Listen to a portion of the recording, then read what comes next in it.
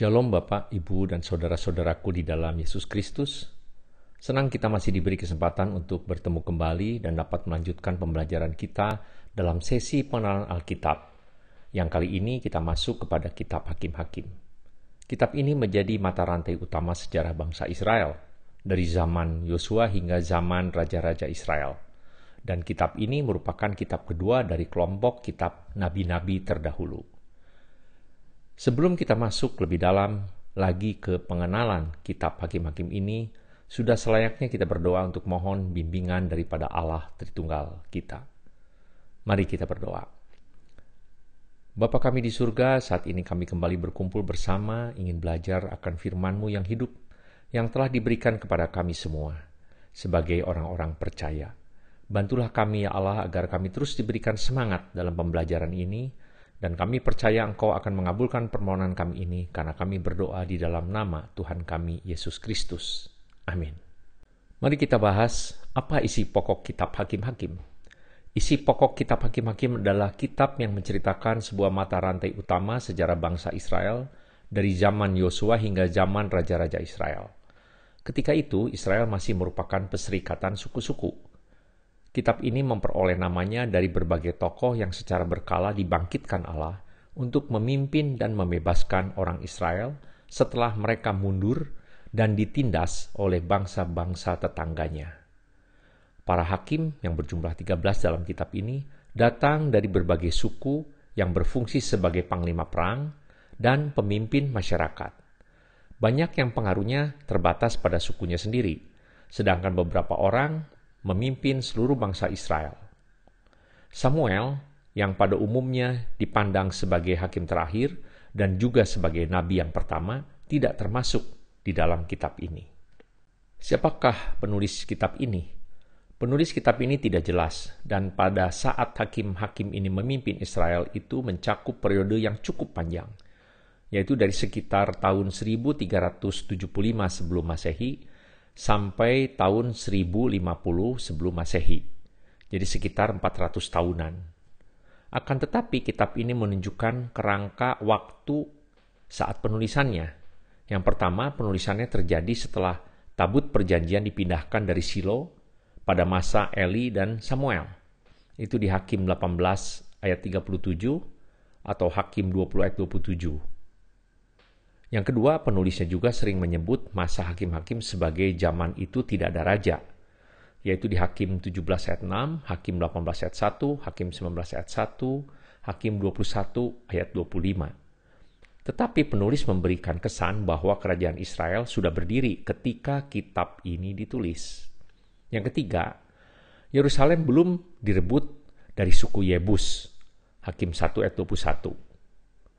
Berdasarkan ketiga petunjuk ini menggambarkan bahwa kitab ini diselesaikan saat sesudah Raja Saul naik tahta, yaitu sekitar tahun 1050 sebelum Masehi, tetapi sebelum Raja Daud menaklukkan Yerusalem, sekitar tahun 1000 sebelum Masehi. Dan Talmud Yahudi mengaitkan asal-usul kitab ini dengan Samuel. Apa maksud penulisan kitab Hakim-Hakim? Maksud kitab Hakim-Hakim ini ditulis agar orang Israel dapat bertahan hidup sebagai satu bangsa. Mereka harus setia dan taat kepada hukum Allah, serta beribadat hanya kepada Tuhan Allah saja.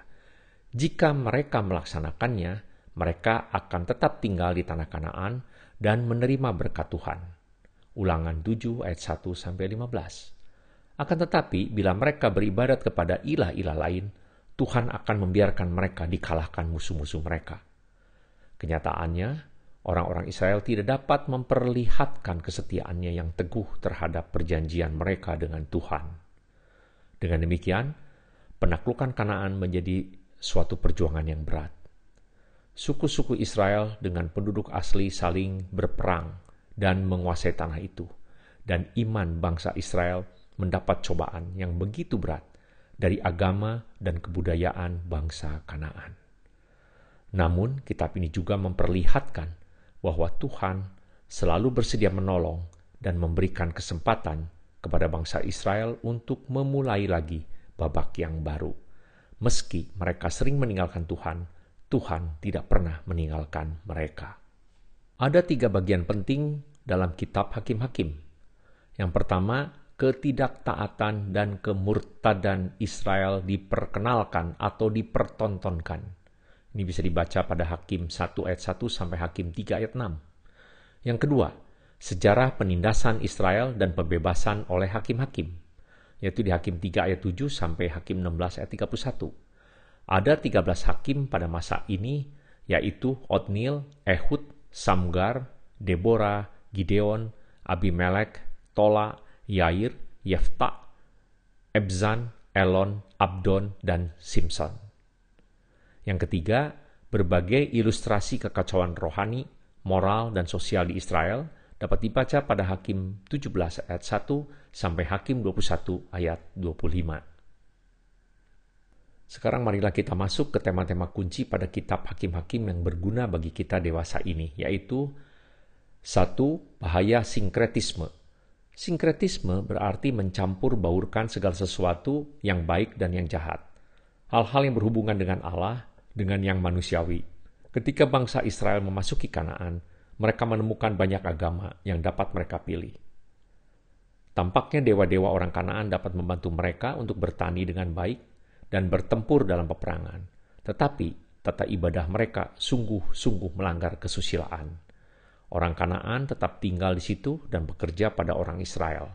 Di Hakim 1 ayat 28, ayat 30, ayat 33, dan 35. Akibatnya, agama orang Kanaan lambat laun memperlemah bangsa Israel dan merampas mereka dari Allah. Perhatikan kata-kata Tuhan Yesus. Kamu tidak dapat mengabdi kepada Allah dan kepada Mammon.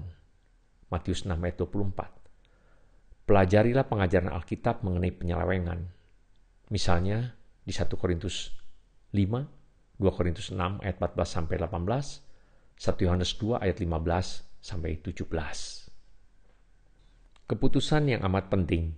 Orang Kristen diubahkan dari satu cara hidup yang lama kepada cara hidup yang lain. Seringkali perubahan ini menyebabkan krisis. Kita tahu bahwa setelah diubahkan tidak ada jalan untuk berbalik. Ini dapat berarti melakukan sesuatu yang baru. Misalnya pergi beribadah, atau membaca dan merenungkan firman Allah. Atau mungkin juga hal itu berarti membagi-bagikan kasih serta harta. Sedangkan bagi Gideon ini berarti meruntuhkan sebuah patung dewa. Tidak mungkin hanya mencoba-coba menjadi Kristen untuk melihat apakah sesuai dengan keinginan kita. Seperti halnya Gideon yang membatalkan niatnya untuk mengundurkan diri lalu menyerahkan dirinya ke dalam tangan Allah. Demikian juga halnya dengan kita ketika kita datang kepada Kristus. Yang ketiga, pertobatan. Pertobatan merupakan satu-satunya syarat bagi pembebasan bangsa Israel. Tetapi apakah sebenarnya pertobatan itu? Untuk mempelajari tema yang sangat penting ini, di dalam Alkitab kita dapat menelaahnya pada Matius 21 ayat 28 sampai 32, Lukas 15 ayat 3 sampai 7, dan Lukas 15 ayat 17 sampai 20. 2 Samuel 12 ayat 7 sampai 17. Mazmur 51 ayat 1 sampai 10, Kisah Para Rasul 8 ayat 20 sampai 22, 2 Korintus 7 ayat 9 sampai 11. Sekarang kita belajar penerapan kitab Hakim-Hakim dalam kehidupan sehari-hari. 1. Kelemahan manusia yang tidak ditopang. Kitab Hakim-Hakim meliputi suatu periode selama kurang lebih 400 tahun.